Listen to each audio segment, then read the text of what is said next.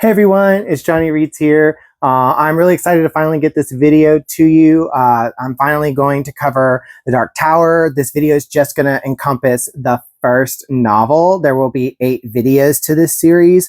So for any of you guys who don't know, The Dark Tower series is what Stephen King considers his magnum opus, his masterpiece. And truly reflecting after having completed the series last month, it is a very powerful series once you really think about it, and what Stephen King is really trying to say.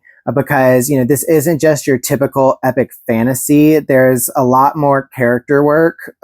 Well, I won't say that because there are a lot of epic fantasies that do a lot of character work. But a lot that I've recently read have been a lot more action packed. So that's why I say that. I don't want to discredit any other epic fantasies that don't have character work, but once I get to the end of this series, I think you'll see why I say that. So, this, and so like Stephen King calls this his masterpiece, and it is inspired by an 1800s poem called Childe Roland to the Dark Tower Came by Charles Browning. So basically Stephen King decided to kind of take that story, use it as his inspiration, the basis of his 8-novel journey to the Dark Tower. So that's one of the things that I really like, is the fact that he was able to take something that probably a lot of people don't read in high school or college in any of their English language or literature courses, and make this entertaining series about about humanity, about sacrifice, about what it means to care for one another, and what you'll do for them, and also what harm can come to those when you continue to push them away, especially when we're supposed to be together and sacrifice for one another. So I really liked the overall meaning of this story. And once I get to the end of the series, I'll do more of a review on the entire series. But for me, I started this over a year ago. Not the video, obviously, the book series. I read The Gunslinger in June of 2023 and finished The Dark Tower in July of 2024. I saw what I'm about to do here in another video by a YouTuber called Cari or Cari Can Read. So Cari Can Read is her booktube channel, and Cari Cakes is her vlogging channel. She's an amazing YouTuber. I think I've mentioned her before. I'm going to link her down in the description below, since she, at least for me, she is the first person that I saw do this. So she inspired me to do this because, like I said, I didn't expect to read this series. I knew about it. I had read the first book, or kind of read the first book in 10th grade for a school book report. But I was not a reader back then. I, did not focus enough to be able to sit down and finish what is relatively a short novel, 250 pages. So, and so basically, as an adult, when I started reading, I picked it up really not with the intention of finishing the series. But once I started it, I couldn't not pick up the next book. So even though there was some time between each book, I thoroughly enjoyed the series. I felt accomplished once I finished it. And so I wanted to do this video, for those who, might not, who are really intrigued by the story, who might not want to pick up the book series. It might seem a little intimidating. So I just want to kind of do this for you guys, and tell you kind of, the journey of this book, and maybe do some analysis, in it towards the end. And so I really am excited to do this.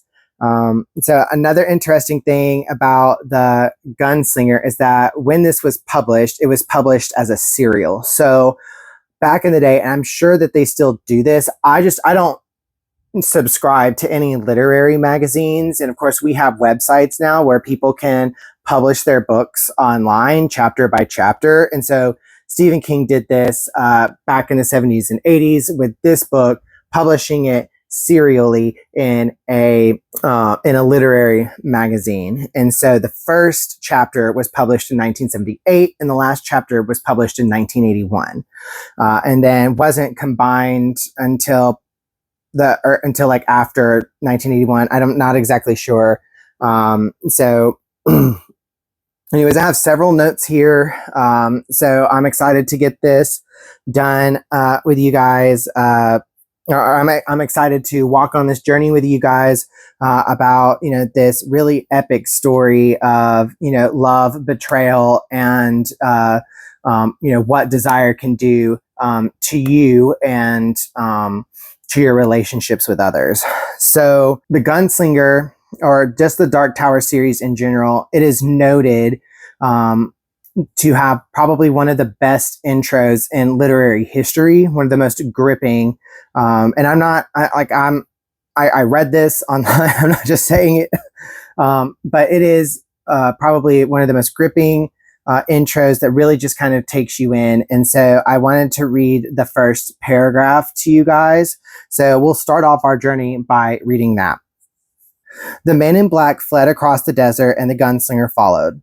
The desert was the apotheosis of all deserts, huge, standing to the sky for what looked like eternity in all directions.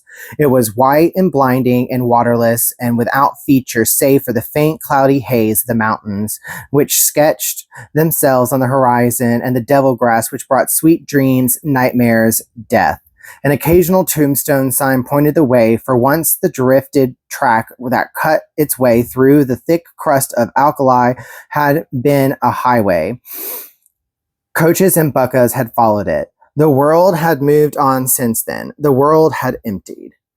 We're introduced to a dying world in that our main character, Roland, is journeying through, and he is following our antagonist in this book, the Man in Black. Okay, so the Man in Black and Roland Deschain have history, and we're going to get into that as it is slowly told over time through flashbacks in the book. So in this first chapter, Roland, he's walking across this desert with his mule, and he runs into this guy right here. So this guy right here is Brown. And then I don't know if you can see it, but there's like a tiny little raven, and his name is Zoltan. Zoltan has a pretty dirty mouth and does not like Roland. But that's not really a big point of the story. These two are just introduced to the chapter and kind of launches us to one of the first backstories that we get in this first chapter. So because basically Brown requests Roland to talk to him about the last time that he came across human civilization, because Brown lives in the middle of this desert. He does not see people, and so Roland tells him about the last time he went to Tull. All right. Tull is on the edge of the desert before you actually get to it. And there you can't even see the mountains from this city. Okay. Or it's really a very small, tiny village. And he gets there and it's dead. See, like there's like nothing here. You can see like kind of buildings falling apart. I mean, I think you can see that. There's a few people right here. All right. And so like, he basically describes this when he gets into this city. So I'm going to actually read his description for you guys. And so like, here's Roland's introduction to the town. All right. A fool's chorus of half-stoned voices was rising in the final protracted lyric of Hey Jude. As he entered the town proper, it was a dead sound, like the wind of the hollow of a rotted tree. Only the prosaic thump and pound of the honky-tonk piano saved him from seriously wondering if the Man in Black might not have raised ghosts to inhabit the desert He smiled a little at the thought. There were people on the streets, but not many. 3 ladies wearing black slacks and identical high-collared blouses passed by on the opposite boardwalk, not looking at him with pointed curiosity. Their faces seemed to swim above their all but invisible bodies, like pallid balls with eyes. So, Roland goes and puts his mule in one of the barns here, and then goes directly to the saloon. He goes into the saloon so that he can get something to eat. And he meets Allie. Allie is the bartender, and they end up having a tryst. While Roland is having this affair with Allie over the course of his time in Toll, she tells him of a man named Nort. Nort, who was the town drunk, became addicted to devil grass. So devil grass is, the way that Stephen King describes it, it is just a luscious green, tall grass, but it is a narcotic. It is a natural narcotic. So smoking it is going to lead you to death. There doesn't need to be anything adjusted to it. She talks about Nort and how Nort died. He died of an overdose from the devil grass. All right. And the man in black had been in this town. Okay. And when he saw the dead man, he brought him back to life. Okay. And so the man in black had told Allie that if she told Nort a secret word, his mind would open. And he said this in a letter, and I'm going to read that letter to you. Okay. So, Allie, you want to know about death? I left him a word. That word is 19. 19 is very significant. Okay. So, very significant later on in the series, not just here. All right. That word is 19. If you say it to him, his mind will be opened. He will tell you what he tells you what, he will tell you what lies beyond. He will tell you what he saw. The word is 19. Knowing it will drive you mad, but sooner or later you will ask. You won't be able to help yourself. Have a nice day. Walter Odin, the Man in Black. P.S. The word is 19. You will try to forget, but sooner or later it will come out of your mouth like vomit. 19. So he's taunting her. Roland hears this and is like, oh, this is a trap. Okay, so I need to make sure that Allie does not say this word to Nort whatsoever. All right. So after that, Roland hears about the town preacher, Sylvia Pitson. This woman right here. Okay. Sylvia, like I said, is a preacher, but who has been manipulated by the Man in Black. So, Roland is intrigued by her. And so Allie says, like, she's not going to see you. She doesn't like you. Even though you haven't met her, like, she doesn't like you. And so what he does do is he goes to the church house and but doesn't go inside because there is a sermon going on. The congregation, which is pretty much the entire town, is in there. And so instead of going in, he kind of stands in the bushes outside a window and listens to her spew this very hateful, scripturally false sermon. Basically, in this sermon, she talks about how she's been told about an interloper who will come and he needs to be stopped. He will destroy us, and basically riles up the town. And so before the congregation is released, he goes back, spends the night with Allie, and then goes back and speaks with Sylvia.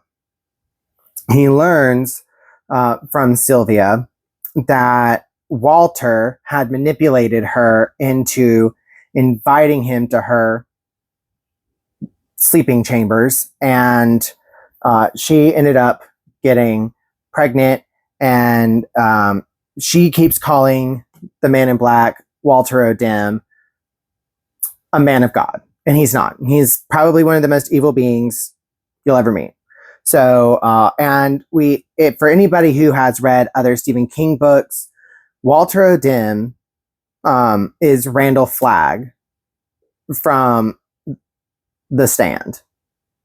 So that's who he is. And so we know he's evil, regardless of what he is spewing and manipulating her. Okay. And she does not have an angel child. All right. She has a demon child in her. Because she says that her son is actually not his, but through him the king's. And so there's somebody else that we don't necessarily know about in this book that Walter is working for, and used his body to put the demon child in Sylvia. So during this conversation, he's interrogating her, and he basically asks her, what's at the end of the desert?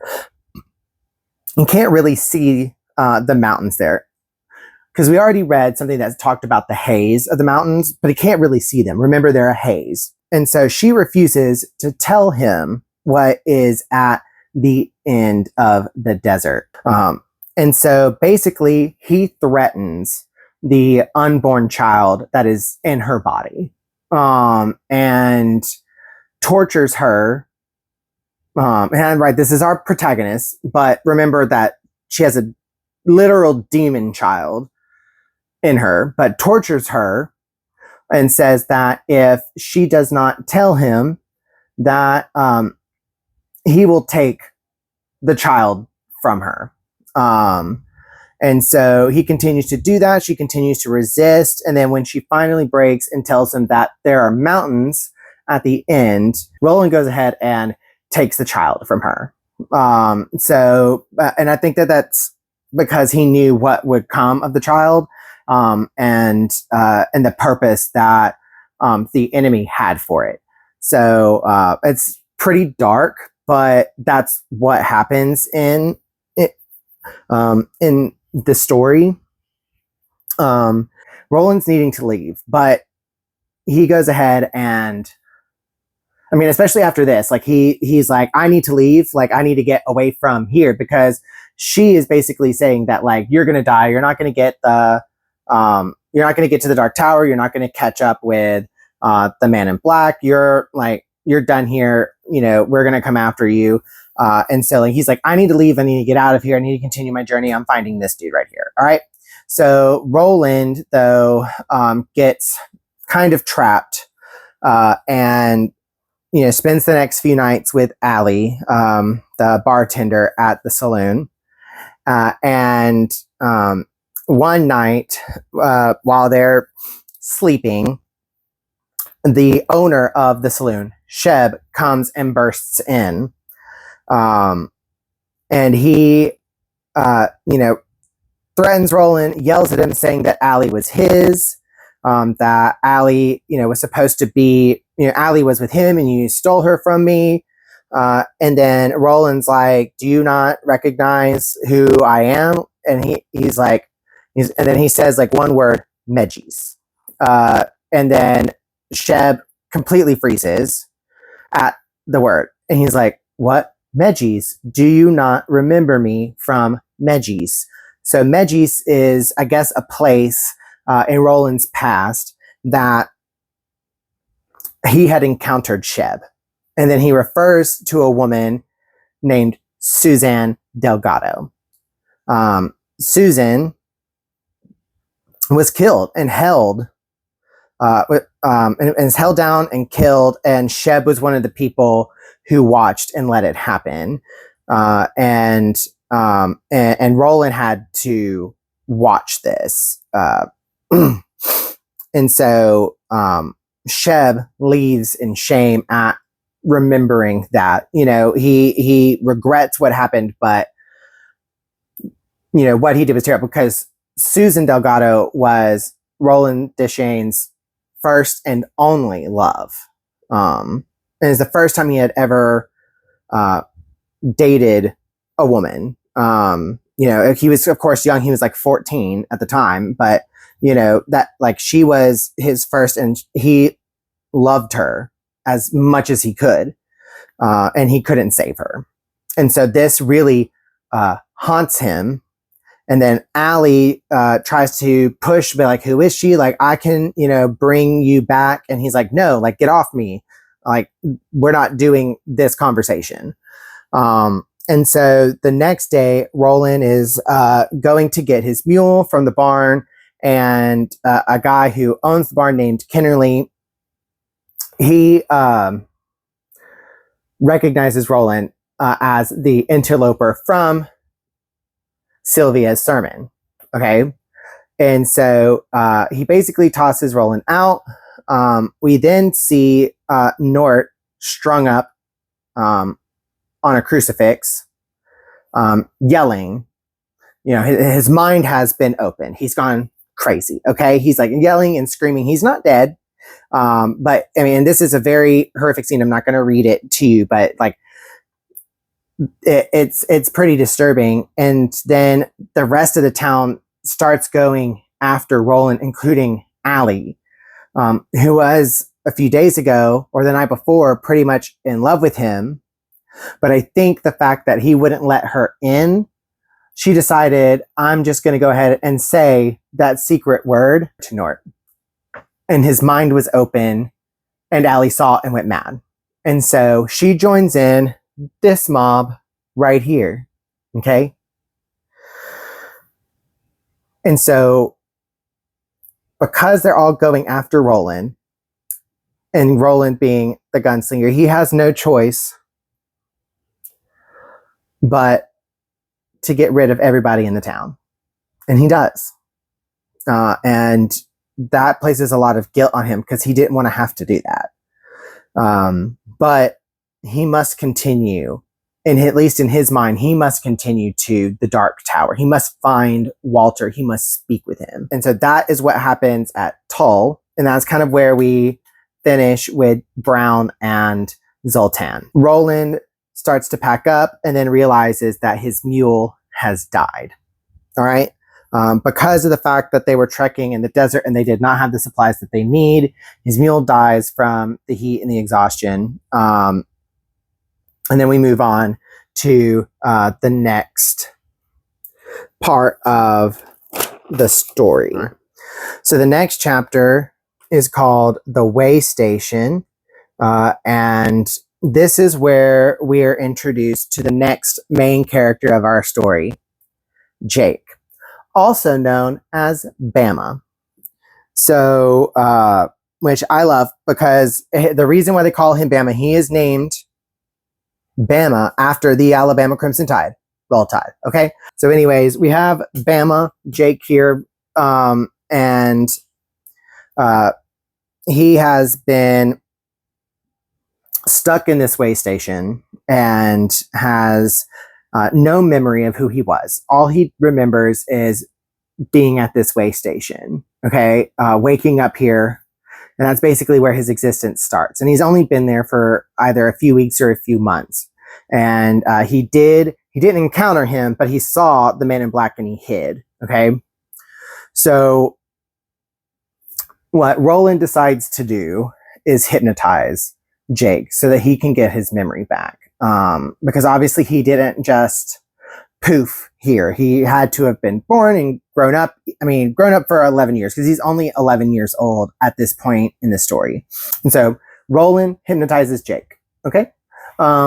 Jake remembers one day that he is on his way to school. He's getting packed up. He's getting his books in his backpack. He's getting his lunch from his nanny, and he walks to school. Okay. Jake's memories take place in New York City, 1977. All right. So we're no longer in Roland's world. Jake is not from Roland's world. This is where we discover this. Okay. We discover that our world exists in a separate plane. Jake is on his way to school and he's on his regular path, doesn't skip a beat. And so he gets to a crosswalk that he normally has to stop at. And as he's waiting on the edge of the curb, and he feels a push on his back, and he falls to the street. And a Cadillac, I'm pretty sure it was a Cadillac, does not have time to stop and kills Jake. And he does remember seeing a man in black standing over his body.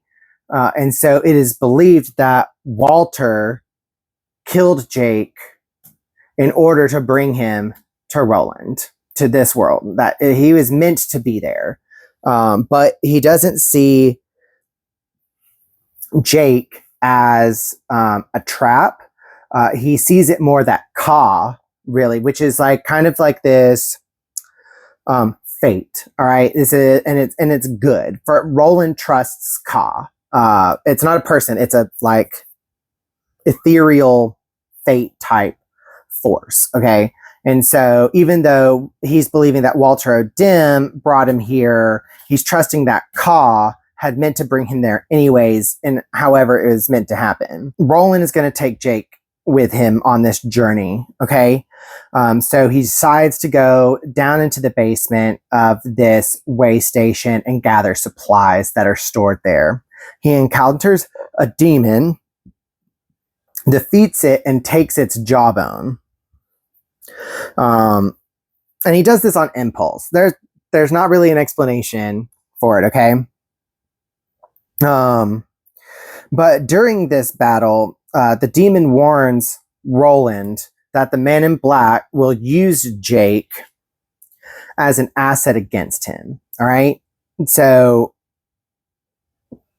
even though he's traveling, he's taking Jake with him, he knows in some way the man in black is going to try to prevent Roland from reaching him. Okay? All right. And he's going to use Jake to do it. And so with that, we've got some foreshadowing going on. While they are going through the desert, as they're trying to reach the mountains, Roland reflects on his past. He reflects on a time with his quartet. And really, we're only introduced to Cuthbert, who actually, I think, is a character mentioned in the original poem by Charles Browning. They're training to be gunslingers. This is, their kind of inheritance. So, like, they're supposed to train to become gunslingers. And so he has a teacher named Court, who is basically, I mean, if you want to think about the strictest military leader that you can think of, like, he's like that and more. He's abusive. At least I think in Court's mind, that's how he's gonna make the best gunslingers, the best soldiers. But I think it ends up hurting them in the long run. It causes them to really deteriorate their need for one another. During this story, we learn that that Court taught Roland how to use his pet hawk, David, as a weapon. All right. And that will come into play later in the book. But right now, as Roland and Cuthbert are finishing up, they finish their training, they go and grab sweets. They're like, hey, let's go to the understairs. Like, I don't want to eat with everybody here. It's like too crowded. So you go and eat to the understairs. As they're eating, they hear steps coming down and they hear this conversation. They recognize one of the voices, and it is Hax. Hax is the cook or head of the kitchen at Gilead, which is where Roland is from. Oh gosh, come on. There's a storm going on. I haven't heard any thunder, but it's been making the power flicker. This isn't the first time I've filmed this. All right. So, and so he overhears this conversation. Okay. And we hear that Hax is planning to buy poisoned meat for the good man, who we learn is Farson, who is an agent of the Crimson King. The king that is mentioned here. Farson is called the good man. Okay. Like this is how manipulative this, overlord is like he's really trying to get people to believe that, he's good while also like destroying civilization, and so Hax is Gilead is basically the last thing standing in his way. And so Hax is being used as a pawn to poison the entire army of gunslingers. And Roland and Cuthbert hear this. So Roland's dad, Stephen Deschain, comes back home from after having been out on battle, and he confesses to his dad that what he heard Hax saying, that Hax is a traitor. And so because of this, they send Hax to the gallows. And then Cuthbert and Roland continue to go back and forth about wanting to go see the Hax at the gallows, which is right here. So Roland is this brunette here, and Cuthbert is this blonde dude right here, and then this is Hax, who looks bald. So and it's kind of grainy, but it's bald, and then there's crows everywhere, pecking at Hax.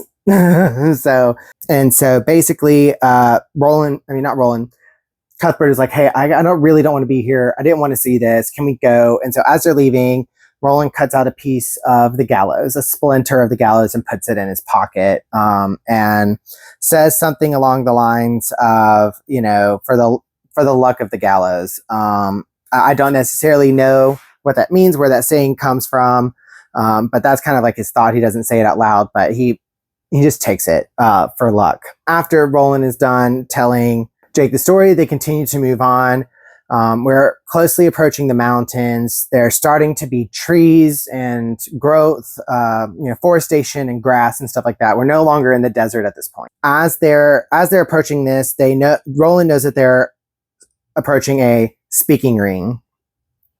In this speaking ring is basically there's an oracle there that Roland is going to use to figure out if what he's been told is true within just the first sentence. So the first sentence is, the boy found the oracle and it almost destroyed him.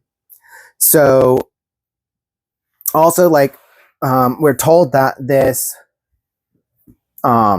oracle is very seductive and lusts quite a lot. However, when Jake ends up sleepwalking and gets called to the speaking ring and goes onto this little table, it's like stone table that is in the center of the speaking ring, and the oracle attacks him, but is not doing anything to him, but like draining his life force. Roland wakes up because Jake, who we learn has like the gift, or if you want to refer to the movie, the shine, we find out that Jake is gifted and special because he has the shine, which is not what it's called in the book at all. And so Roland goes, he's hunting for him, he's sensing him, and he finds Jake and rescues him, and brings him back to the camp that they made. Jake wakes up and finds himself bound. And Jake is basically like, what are you doing? Why am I tied up? Are you trying to leave me? And then Roland just kind of like, and doesn't say anything. And then Jake thinks for a second, it's like, oh, I guess not. If you were wanted to leave, you probably already would have. So Roland tells Jake that he has an errand to run, doesn't explain to him what he's going to do. Okay. And so he goes back to this speaking ring, and I'm gonna because he wants the prophecy, basically. All right. Roland wants to know what is going to happen, what he needs to do. And so I'm gonna read some of this to you guys. And so I'm gonna start here on page 147. So Roland is in the speaking ring, has summoned the oracle / demon, and he goes, "Make your prophecy. Tell me what I need to know." His mouth felt full of metal. A sigh, a faint sound of weeping. The gunslinger's body felt drawn and hard. Over him and beyond the faces in the leaves, he could see the mountains, hard and brutal and full of teeth. The body moved against him, struggled with him, and he felt his hands curl into fists, and he heard jasmine, rose, honeysuckle, old hay, the smell of love, love me. And then Roland goes, "Speak prophecy, speak truth." "Please," the oracle wept, "don't be cold. It's always so cold here." And then basically hands slipping over him and, drawing him a perfume black crevice, wet and dark, wet and warm, no, dry, cold, sterile.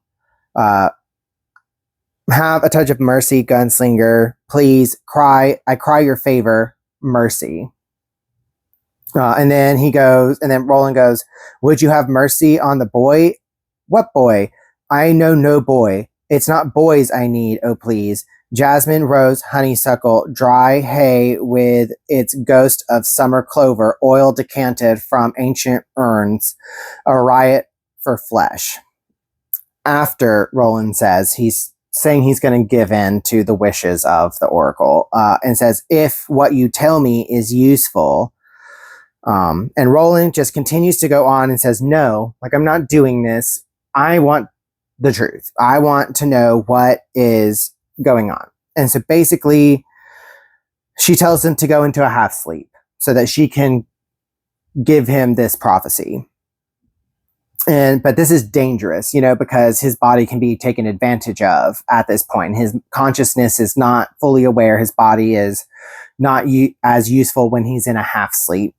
But he decides to do that in order to get this prophecy told. And so this is where this prophecy begins. I'm going to read that. 3. This is the number of your fate. 3. Yes, 3 is mystic. 3 stands at the heart of your quest. Another number comes later. Now, the number is 3. Which 3? We see in part, and thus is the mirror of prophecy darkened. Tell me what you can.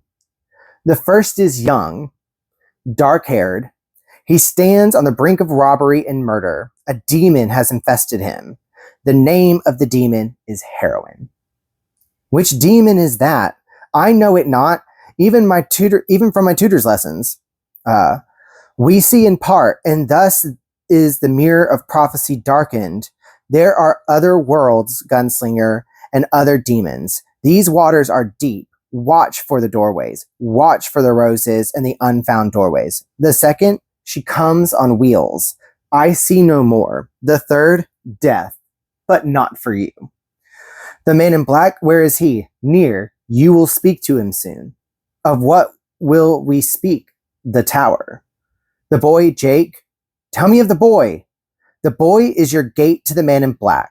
The man in black is your gate to the 3. The 3 are your way to the dark tower. How? How can that be? Why must it be? We see in part, and thus is the mirror. And then he basically says, gosh darn you. And then she goes, no, God damned me. So basically at this point, he's got this prophecy and then takes advantage of Roland. Roland, gave up his body for this, but after a while he grows tired of it and pushes her, basically fights her off and gets away. And so that is what happens with the oracle. And this is the prophecy that will be fulfilled in the next book. Yeah. And so once this is done, Roland goes back to Jake. Jake is at the camp, and they go to sleep. And then the next day, they continue their journey to the mountains. And the man in black is actually standing there. So they get to the mountains, and the man in black is at the entrance of this cave, and he says, "Follow me. We will speak soon." Like taunting Roland and everything like that. So Roland chooses to go into the dark and follow the man in black. But before then, he turns to Jake and says, "You have a choice to make. You can either come with me or you can turn back." Jake, knowing that he most likely is not going to survive the journey through this cave, goes anyways. That's his choice. So the next chapter is the Slow Mutants. This is the journey through the tunnel in the mountains. They find a railway and a hand car, and so they get on this and go this rail car, hand car. And as they're moving along, they start seeing scenes of like old subway stations. I believe there's also like an old diner, but not anything from like Roland's world. Stuff from Jake's world is among this railway. And so during this time, as they're passing through this tunnel, Roland tells Jake another story of his past. And this is the story of how Roland became a man. So as a gunslinger, you go through training, okay? And obviously, I mean, you're a soldier. A gunslinger is a soldier, but they're like the most powerful soldiers. Their skills are beyond anyone else, okay? And so basically Roland is telling the story of how he became a man, which is and how he became a gunslinger, which is to go into this trial. All right. But Roland gets pushed in early. So Roland talks about Martin, who is the court magician. Okay. Roland is walking down the hallway of his home. Of where all the gunslingers live, and Martin comes out of his mom's room and is like, "Hey, like, we need to talk to you." He's doing this to humiliate Roland because his mom is sitting on a bench near a window, dressed kind of provocatively, as if they had just intensely cuddled with each other. And so Roland notices this, and his dad is not there to defend the family's honor, to kill Martin. And Roland is, like, he's a kid. He's a 14, and he's a gunslinger in training. He can't do this trial until he's 16. And so what he ends up doing is, through this humiliation, which is the plan of Martin. Martin is trying to push Roland into this trial because he doesn't think Roland will survive. Okay, because this is these trials. It's a life and death thing. Roland could very well die in this trial, and Martin is banking on that. Another thing that you need to know is that Martin is Walter O'Dim. And Walter O'Dim is the Man in Black. So the Man in Black and Roland have history since Roland was a young child, okay? Since he was a teenager. And, is the reason why he's like this. So the Man in Black goes by several different names. We've got Walter O'Dim, we've got Martin, and we've got Randall Flagg. All right? So anyways, Roland goes and confronts Court, his trainer, the person who is who is training him, is like, "I want to go on this trial." Court laughs. He's like, "No, I'm ready for this." Roland has a plan about how he's going to win this. Roland does not use his guns to pass this trial. Roland uses David, his hawk, as a weapon, knowing that David will die. And he sacrifices his hawk and severely injures Court's on the brink of death, but he passes the trial, okay, and becomes a gunslinger. And so Roland is telling Jake this story so that he can understand the significance of who the Man in Black is to Roland, why he is chasing him, because he ruined everything. He ruined his parents' marriage. He, forced him into Megis and, the loss of his, first girlfriend, Susan. He is the reason why. Are you smelling this Frio? I wish I could get Pacho in here, but he won't. Yeah. He's like, what is this? Yeah. Oh, Frio. Frio's had a rough day. Yeah, he's so good though. Frio, I'll just go ahead and tell you this. So Frio had a rough day today. He got, as I was taping these things up, I was stupid and left a crumpled up piece of tape on the ground, and it got on his mouth because he tried to play with it, and I think he was nervous. He didn't like what was on his face, and he wouldn't let me get him. So I had to do something he didn't like so I could get the tape off his face. But I'm okay with him not liking me right now because I'd rather him not have tape on his mouth. So, but he's allowing pets. He still loves me.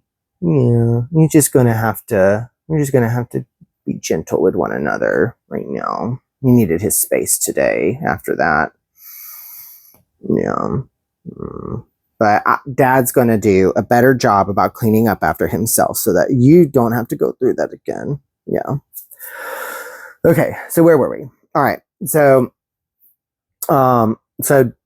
Roland is done with the story. Okay. And they, basically come to a blockage in the track. And Roland and Jake get down, and Jake is like, no, like, I'll get this, you just be up there ready to push the cart, only to realize that there's slow mutants. These are people who have been exposed to severe radiation and have lived in the mountains and are starving, and they want to eat. They basically zombies, okay? They want to eat Jake and Roland. Jake barely makes it out, clears the track, barely makes it to the car, but they make it, they get out. All right.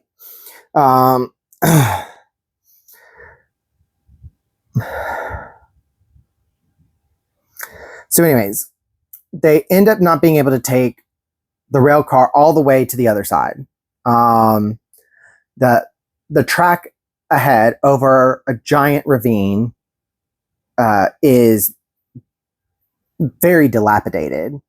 It is 100% like, you shouldn't be walking on this thing, and then Jake realizes, like, this is the moment where I'm going to die again.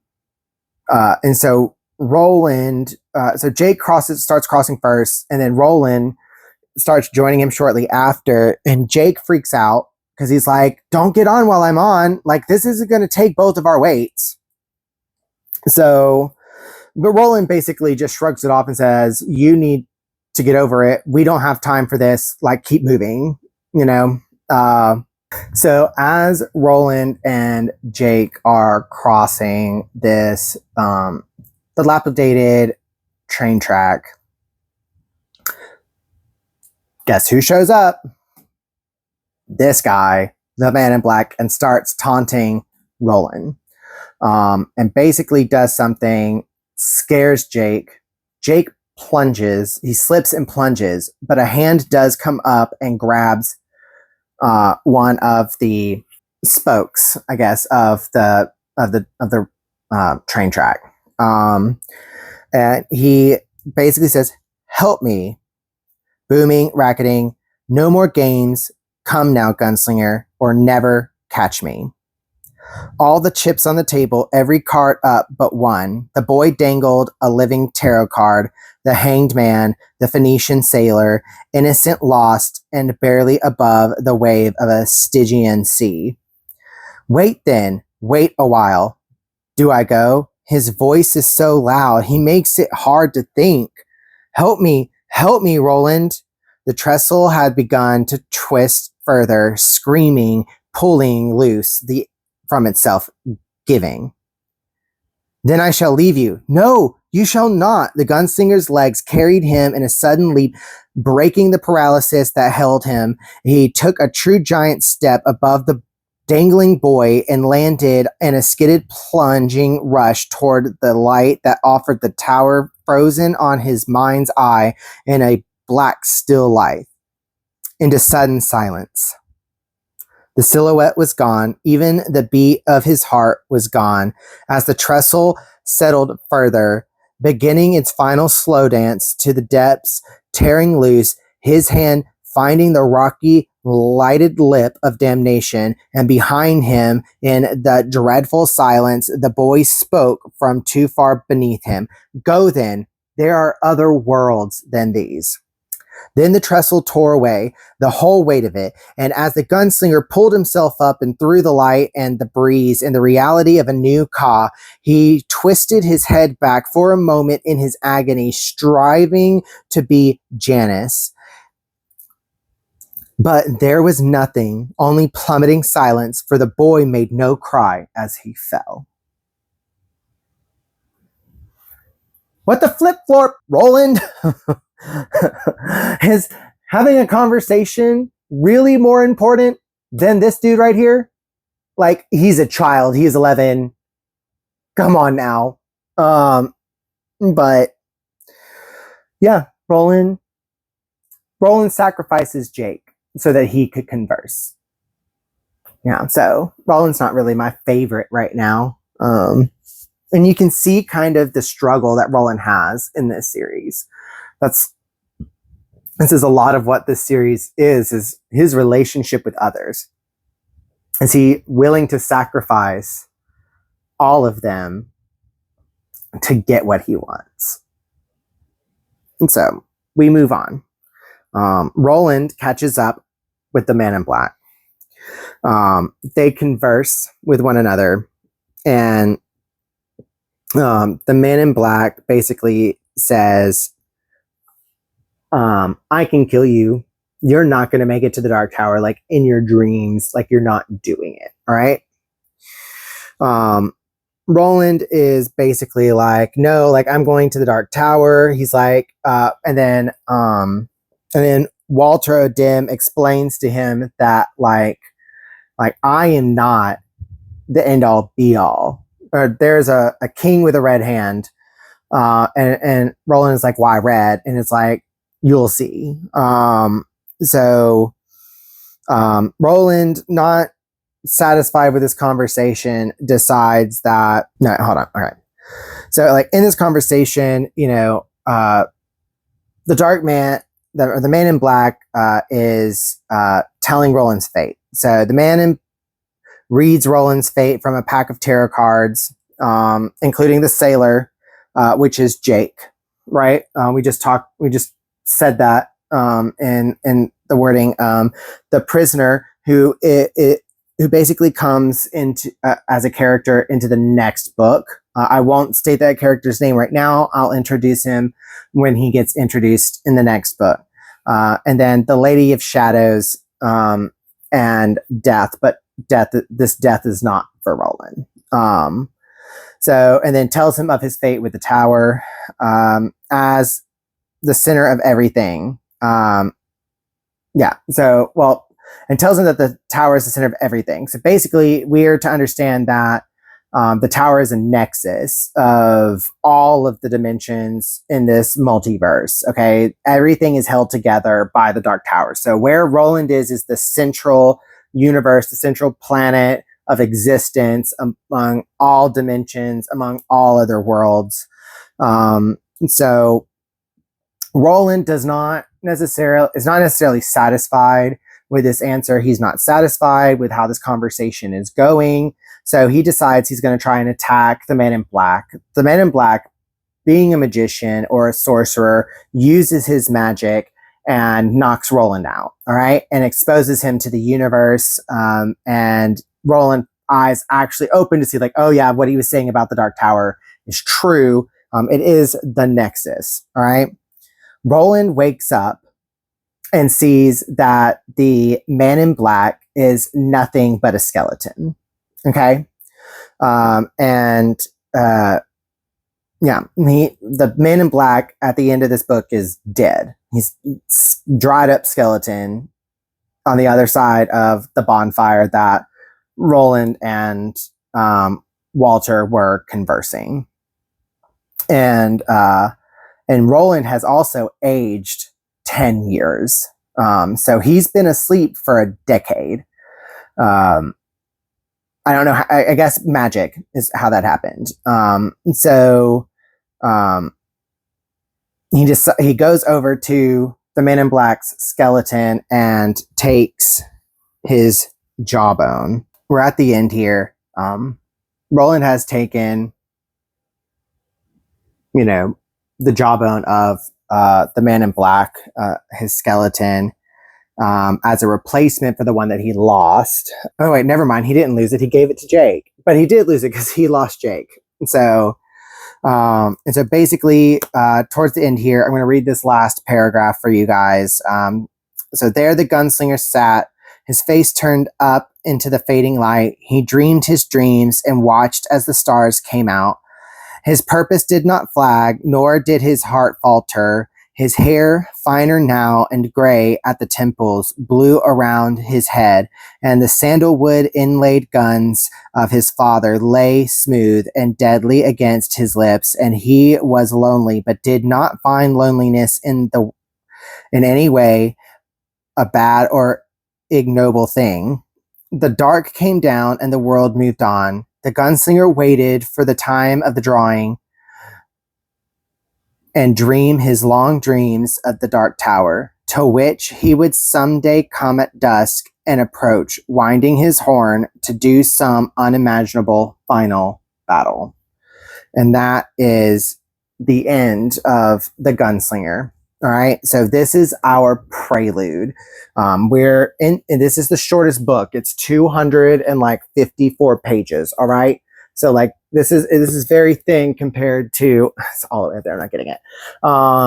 This is the shortest book. All right, and there's a lot packed in here. I mean, we discover Roland's starting point in his journey through the desert and Tull. All right, again. Roland is making decisions. I think like one of the things here with this book is that it is really about the choices that we make, right? Roland has this addiction, okay? He has this uncontrollable desire to get to the Man in Black. And he is willing to put anyone in harm's way to get it. And so and I might have stated this in a wrap up, this book series really is a character study. It is about the things that we're willing to give up, the relationships that we're willing to give up to get the things that we desire. And it's kind of like, is that really worth it? Is what we desired really worth? I mean, what does that thing do to give us value?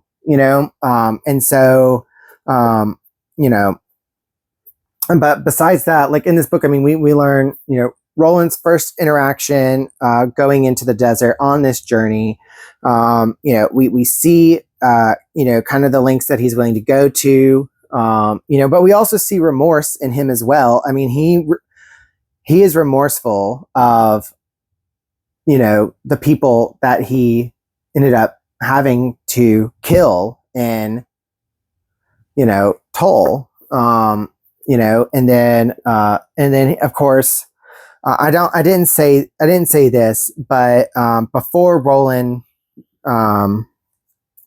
goes out of the cave, which I don't know about you, I find it a little bit like insulting, because to me, you don't do this to somebody that you love. But Roland turned back and said, I loved you, Jake. Did you want to play with that? You can't see him, but Fria's trying to play with my little stick thing. You want to play with it because I was using it? Yeah. He's such a good boy. I love him. All right. It's not. All right. So anyways, so yeah, I mean, I think this is a great prelude, a great, really prologue to the entire series. We move on in the next book to meet the rest of our main characters and the journey that they're going to take towards this tower, and that is what this series is about. It's about the journey here. And I'm going to be excited. I'm excited. No, you cannot chew on that. Gross, bro. And so I'm excited to share with you guys the journey that Stephen King took me on, and how I felt about it. But that is the gist of The Gunslinger, and you can see that this video is already long. Next time I'll try to just kind of I won't breeze through it, but give a little bit less detail. But this is the start. You really need to know who our main character is, Roland, and who Jake is. I'm not going to spoil anything, but I mean, Jake is a main character in this series. I talked about it before in previous videos. But at this point, all we know is that Jake is dead. I won't put I won't do part 2 next week. So I will probably do that in a few weeks, just because I am going out of town, and so I'll probably end up doing like a vlog of where I'm at reading, and then I actually probably will be able to do an August wrap up. I ended up being able to finish 5 books.